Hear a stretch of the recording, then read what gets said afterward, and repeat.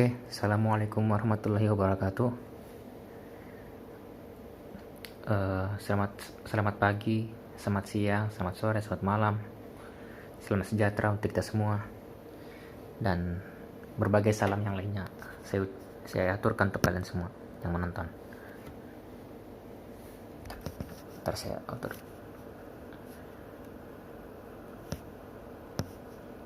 Oke. Di sini saya akan menyampaikan salah satu bab dari pelajaran matematika, yaitu himpunan. Terus sudah himpunan.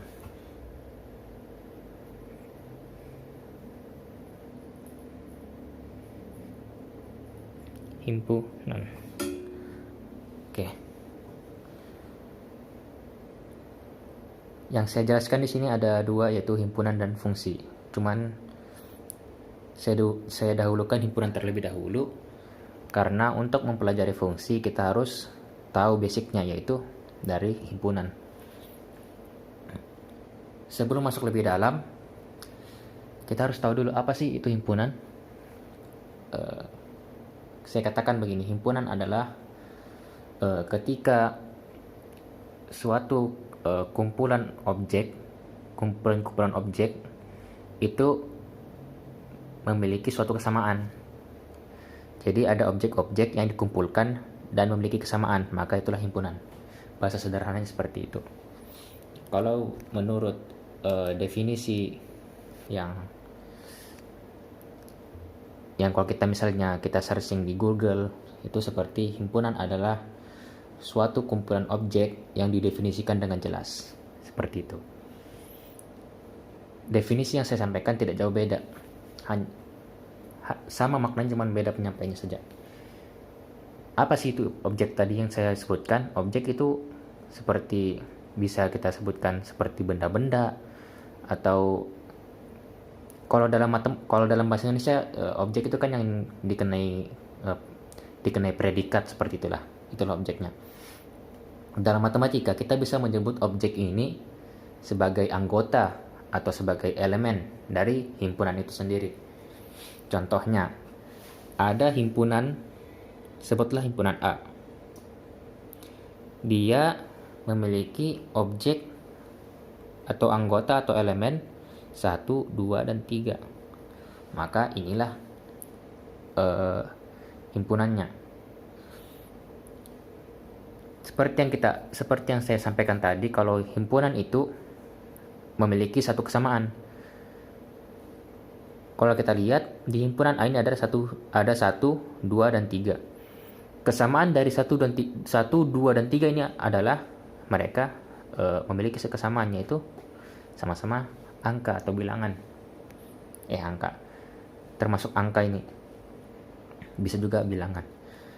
Kemudian kalau misalnya saya tuliskan B sama dengan 1, B, kemudian plastik, ya, apakah ini bisa disebutkan sebagai himpunan? Tidak bisa, ya, karena 1 ini adalah angka, bisa juga bilangan, B ini adalah huruf, plastik ini adalah benda. Jadi kita nggak bisa mencari kesamaan di antara tiga objek atau anggota ini atau elemen. Jadi ini bukan himpunan. Oke. Perlahan-perlahan sudah mulai masuk lebih dalam. Kita masuk ke cara penulisan. Oke. Ini saya sudah berikan satu contoh cara penulisan himpunan.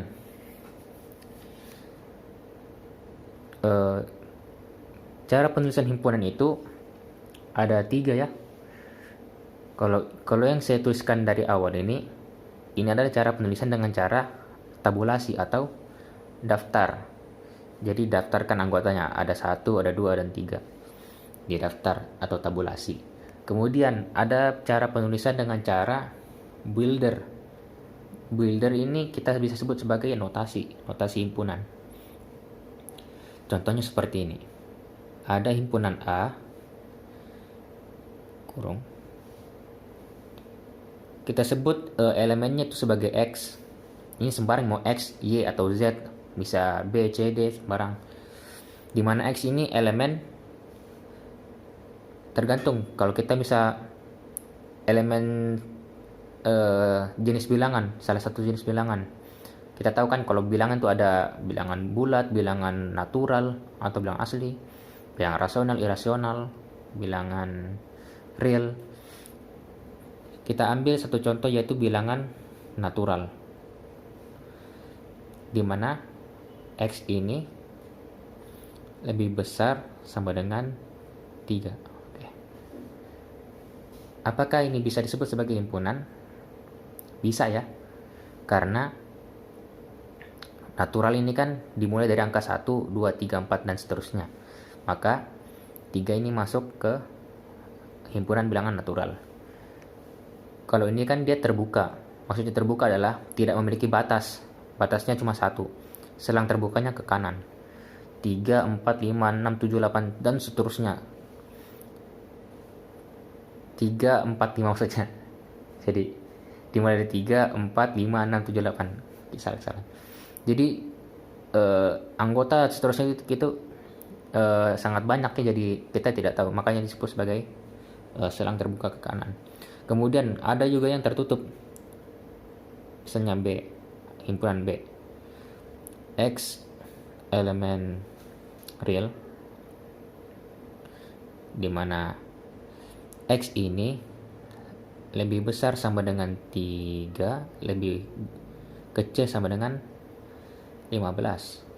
Oke. Ini kan bisa kita tahu kalau X ini lebih kecil sama dengan lebih besar sama dengan 3. Berarti himpunan B ini kalau kita tuliskan dalam bentuk daftar atau tabulasi, berarti dia dimulai dari 3, kemudian 4. Batasnya kan sampai X kurang dari sama dengan 15. Berarti terus kita buat sampai 4, 5, 6, 7 sampai 15. Makanya tertutup kiri kanan.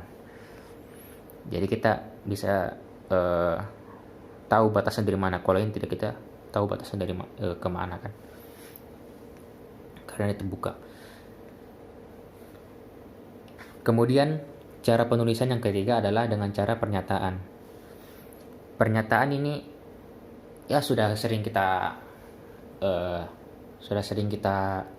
temukannya sehari-hari. Misalnya ini bisa kita tuliskan dalam bentuk pernyataan juga sebenarnya ini. Himpunan bilangan asli yang lebih dari 3. Cuman kita bentuknya dalam bentuk kalimat gitu. Seperti ini juga. Himpunan bilangan real 3 sampai 15, seperti itu. Oke. Kemudian ini juga himpunan angka atau bilangan dari 1 sampai 3. Jadi kalau pernyataan itu ditulis dalam bentuk kalimat. Oke. Saya rasa sudah cukup untuk cara penulisannya. Kemudian ada lagi yang namanya subset atau bagian. Nah, maksudnya ini apa? Subset dari atau bagian dari himpunan.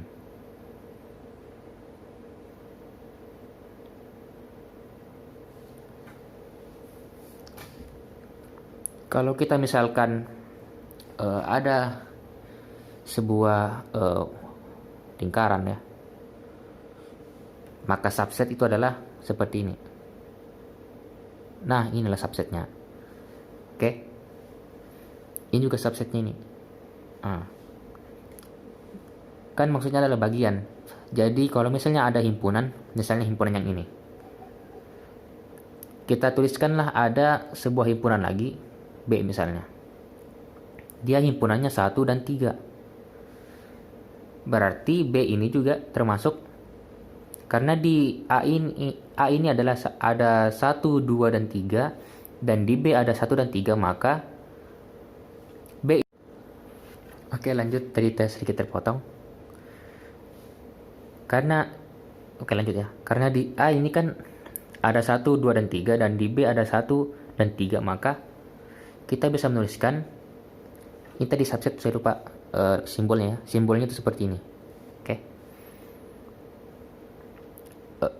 Karena di A ada 1, 2, 3, dan di B ada 1 dan 3, maka B ini subset dari A. Subset itu begini. Nah, bukan BCA ya. BCA itu bank. Subset itu begini. Dia, kalau saya tulis rapi, begini dia. Oke, ini tanda subset. B itu bagian dari A. Karena di B itu kan ada 1, 3, di sini di A juga ada 1 dan 3. Nah, kemudian ada yang namanya subset murni. Karena subset itu bentuknya seperti ini, kalau subset murni, dia ada tambahan bawahnya. Nah, seperti ini subset murni. Contohnya seperti apa? Misalkan di A itu, himpunan A itu ada 1, 2, 3, 2, 3, 1. Oke. Nah, di B itu ada 1, 2, 3. Kita bisa katakan B ini subset murni dari A. Kenapa? Salah. Karena di B ada 1 dan di A juga ada 1. Kalau ditulis 2 kali, ini dihitung 1 ya. Karena dia di A tulisan seperti ini, maka tetap dihitung 1 sebenarnya. Cuman ini bisa menggambarkan bahwa ini adalah bisa B subset murni dari A.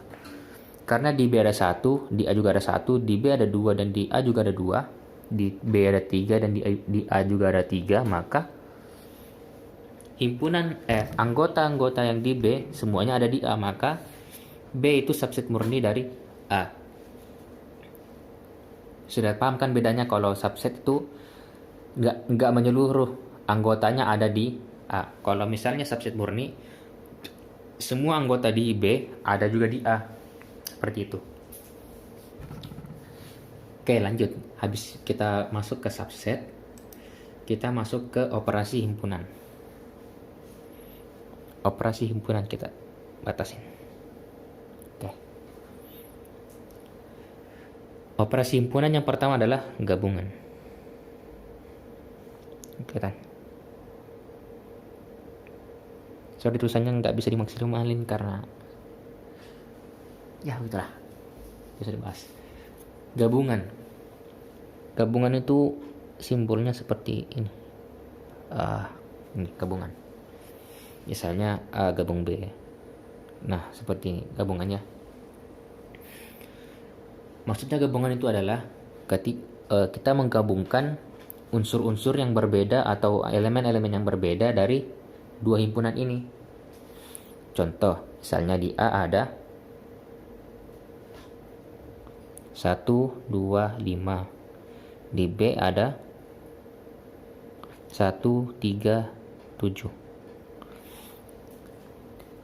Cara menggabungkannya adalah A digabung B. Itu dengan cara kita tuliskan unsur-unsur yang berbeda. Kalau misalnya ada unsur yang sama, tidak perlu ditulis 2 kali, hanya sekali saja. Karena di sini 1 ada 2, jadi kita tuliskan A gabung B, anggotanya adalah 1. Karena di sini ada 2, kita tulis 1 kali saja. Jangan seperti ini ya. Karena tidak terhitung, karena sama seperti ini.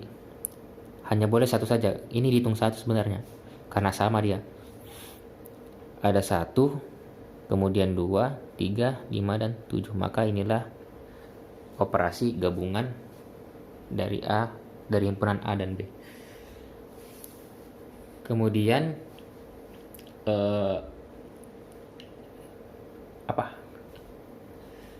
operasi himpunan yang kedua itu adalah irisan. Irisan tuh simbolnya begini, kebalikan dari gabungan. Oke. Kita ambil yang ini. Irisan itu kalau misalnya ada A irisan B, saya tuliskan di sini 1. Kenapa di situ bisa 1?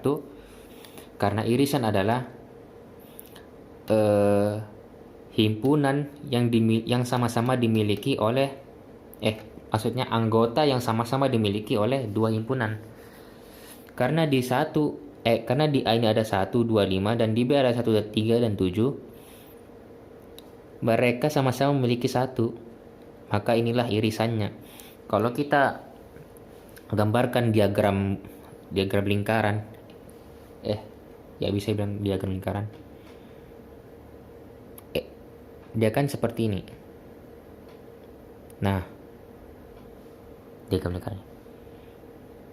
Karena di A itu ada 1, 2 dan 5. Dan di B itu ada 1, 3 dan 7. Maka inilah irisannya. Beriris. Inilah irisannya 1. Maka penggambarannya seperti ini kalau kita gambarkan. Supaya jelasnya ya. Kemudian operasi yang ketiga adalah selisih.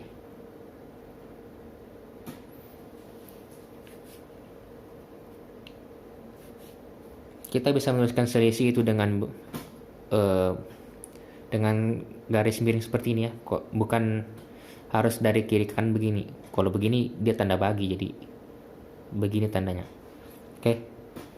Kalau misalnya kita menuliskan himpunan A itu anggotanya adalah misalnya huruf kecil ya, A, B, C, D. Kemudian himpunan B nya adalah B, D, E, dan F. Maka A selisih B sama dengan A dan C. Kenapa seperti itu? Kalau kita perhatikan, karena di di himpunan A ada A, B, C, D, dan di B ada B, D, E, F. Kita lihat, karena di A ini kan ada A, di B tidak ada, berarti kita tulis A di sini. Karena di A ada B dan di B ada B, maka ini hilang, jadi nggak kita tulis. Karena di himpunan A ada C, di sini tidak ada C, berarti kita tulis juga. Di himpunan A ada D dan di himpunan B ada D juga, berarti ini nggak ditulis. Selisih lah istilahnya. Kalau kita ingin tahu seperti apa konsepnya, misalnya pastikan A dikurang A itu kan sama dengan 0. Misalkan A nya itu adalah 2 dikurang 2 sama dengan 0, 100 dikurang 100 sama dengan 0. Maka ini sama juga, yang sama itu hilang karena dia selisih. Oke. Karena di sini ada F, ada E dan F, tapi di sini nggak ada E dan F, berarti nggak ditulis juga. Berbeda halnya kalau kita menulis B selisih A. Ini berbeda lagi hasilnya. Karena di sini ada B, di sini juga ada B, berarti juga nggak ditulis kan. Di sini ada D, di sini juga ada, di himpunan A juga ada D, berarti ini juga nggak ditulis. Di sini ada E, di A juga nggak ada E, berarti kenapa itu bahasanya? Karena di himpunan B ada E, di A tidak ada, maka kita tulis E. Di himpunan B ada F, di himpunan A nggak ada F, berarti tulis F. Nah seperti ini. Oke, sudah paham sampai sini ya? Waduh, sebentar lagi nih memorinya habis. Oke, kita lanjut ke operasi yang ketiga, itu komplement.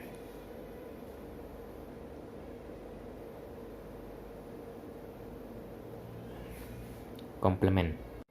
Oke, komplement. Komplement adalah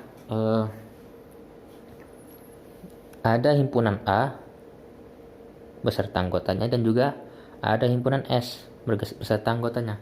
Kita sebutkan S ini himpunan semesta ya, himpunan semesta.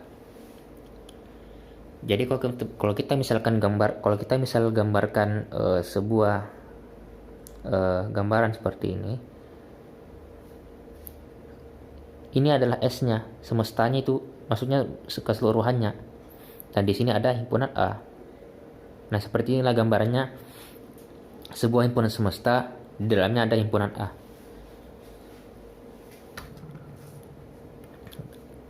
Alhamdulillah, lanjut. Misalkan di A itu ada 1, 2, 3. Oke. Dan di S itu ada katakanlah 1, 2, 3 sampai 5 sampai 7 lah, 7. Oke. Maka yang dikatakan komplement itu A komplement, seperti ini tandanya, pangkat C. A komplement adalah gimana cara buatnya? Himpunan yang ada di semesta yang tidak ada di A. Jadi kalau misalnya di A itu ada 1 dan 3, itu nggak usah ditulis, nggak ditulis kalau komplement. Berarti yang ada di S dan tidak ada di A itu adalah 4 sampai 7. Maka A komplement adalah 4, 5, 6 dan 7. Maka itulah komplement. Oke, paham sampai sini? Misal kan tadi kan sudah saya buat gambaran. Di sini ada 1 sampai 15. 1 sampai 7. Nah, di sini ada 1 sampai 3. Nah, maka komplemennya adalah bukan. Di sini kan ada 1, 2 dan 3. Nah, di luar ini ada 4, 5, 6 dan 7. Karena S kan semesta ini kan A ini kan juga bagian dari semesta. Maka di semesta ini ada 1, 2, 3, 4, 5, 6, 7. Sedangkan A itu cuma ada 1 dan 3. 1, 2 dan 3. Maka komplement itu adalah yang di luar A ini, yaitu 4, 5, 6, dan 7. Seperti itulah gambarannya kalau kita gambar. Oke? Mungkin sampai situ dulu. Untuk operasinya, hanya ada 4 operasi. Nah, kemudian ada yang disebut dengan hukum operasi. Kita ambil kertas baru.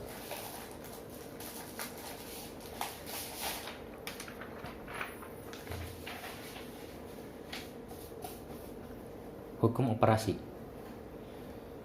Ada yang disebut dengan hukum idempoten.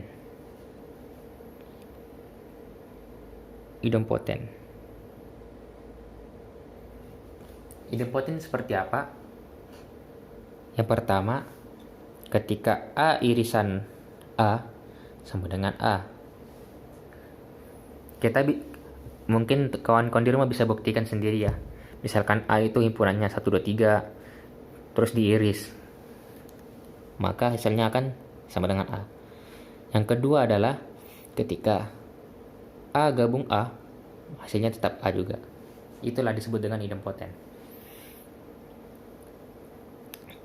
Mungkin bisa dibuktikan juga. Saya tidak akan menjelaskan karena saya sudah menjelaskan materi sebelumnya. Pasti kalian sudah paham dengan cara membuktikannya. Dengan contoh ya. Kemudian ada yang namanya hukum identitas.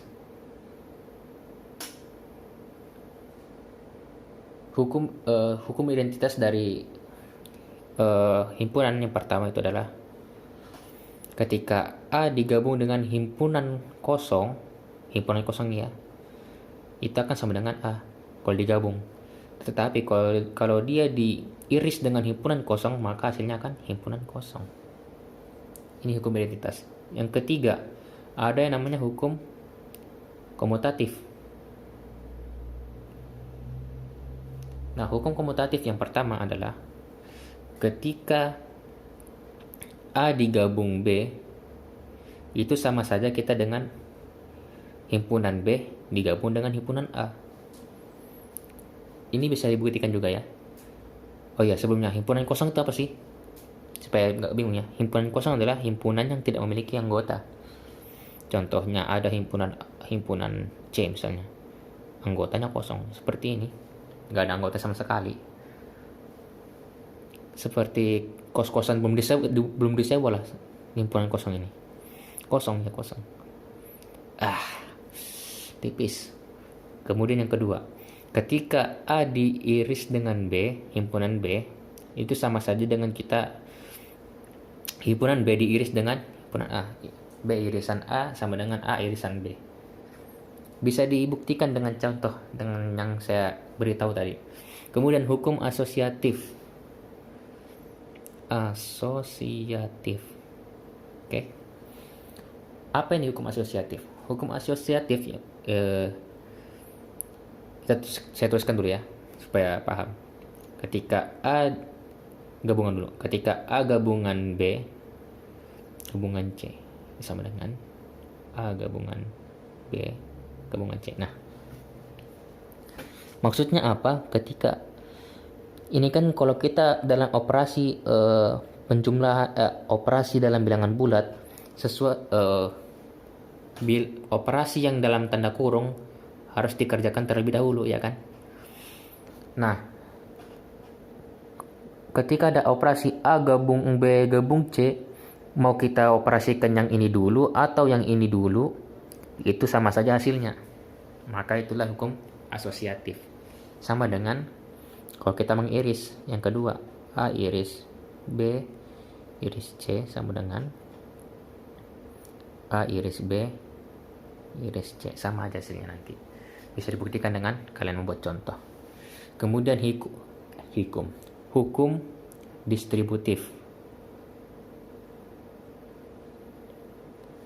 Hukum distributif.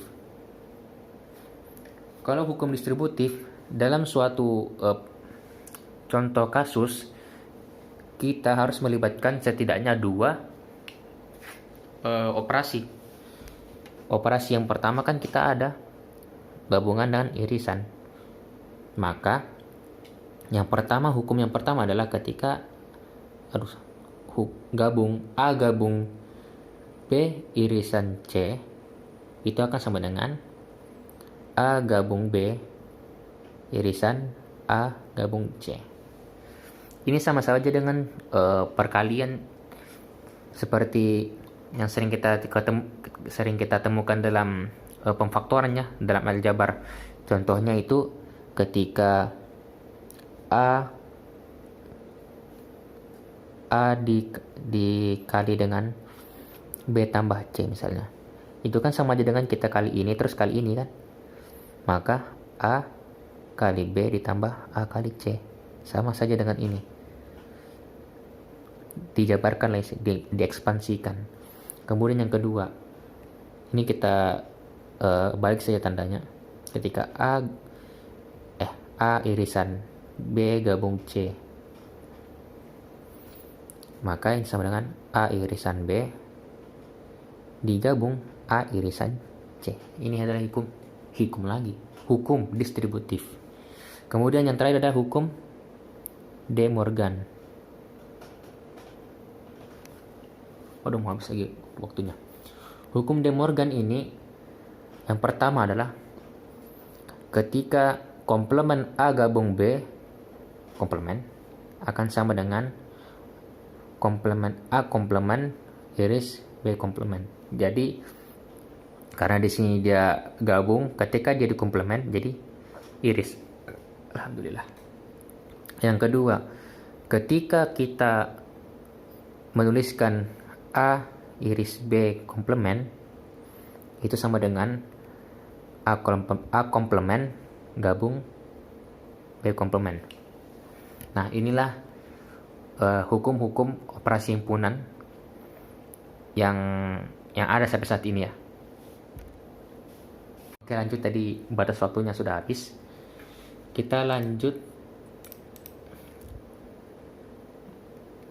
Oke. Karena materi himpunan cuma sampai sini, kita lanjut ke fungsi. Fungsi.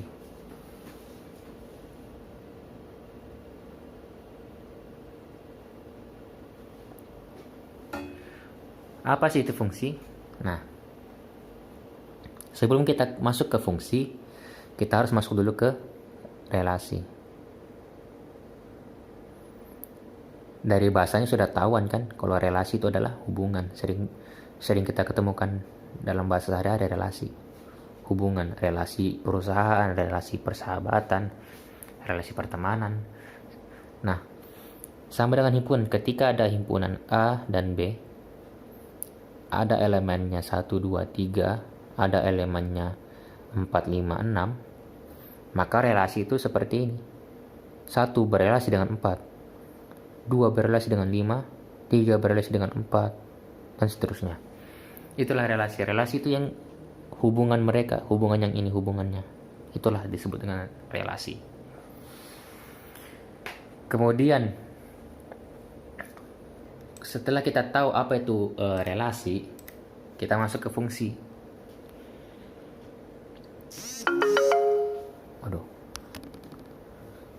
Fungsi. Karena relasi ini dia boleh lebih dari satu relasinya. 3 berrelasi dengan 6, berrelasi dengan 4, berrelasi dengan 5, sembarang. Kalau fungsi, definisi fungsi itu adalah masing-masing anggota di, kalau misalnya didefinisikan seperti A ke B, maka definisi fungsi adalah masing-masing di anggota A memiliki tepat satu memiliki tepat satu pasangan di B, entahkah keseluruhan di B atau tidak. Contohnya ketika A dan B himpunannya ada 1, 2, 3, 4, 5, 6. Oke. Yang dikatakan fungsi adalah ketika anggota atau elemen di A memiliki, ini kalau misalnya didefinisikan A ke B ya, ketika setiap elemen atau anggota di A memiliki tepat satu pasangan di B, entah keseluruhan di B atau tidak. Jadi yang di A harus memiliki pasangan tepat satu, sedangkan di B nggak perlu semuanya sih. Jadi bisa seperti ini kan, bisa juga seperti ini. 1, 2, 3, 4, 5, 6. Bisa juga seperti ini. 1 ke sini, 2 ke sini, 3 ke sini. Maka inilah fungsi. Bisa masing-masing 1, ini fungsi 1-1. Bisa juga dengan seperti ini. 4 berpasangan dengan yang di sini. 1 bisa, karena fungsi itu kan yang di sini yang di A itu memiliki tepat satu pasangan tanpa memperdulikan yang di B ini terpasang semua atau tidak. Yang jelas yang di A memiliki tepat satu pasangan, maka itulah fungsi. Oke. Mungkin sampai sini saja materi yang bisa saya sampaikan. Kurang lebihnya mohon dimaafkan. Kalau kesalahan terdapat dalam penjelasan saya, mohon dikoreksi. Oke, baik, itu saja yang bisa saya sampaikan. Assalamualaikum warahmatullahi wabarakatuh. Selamat siang, pagi, sore, malam, salam sejahtera. Oke, bye.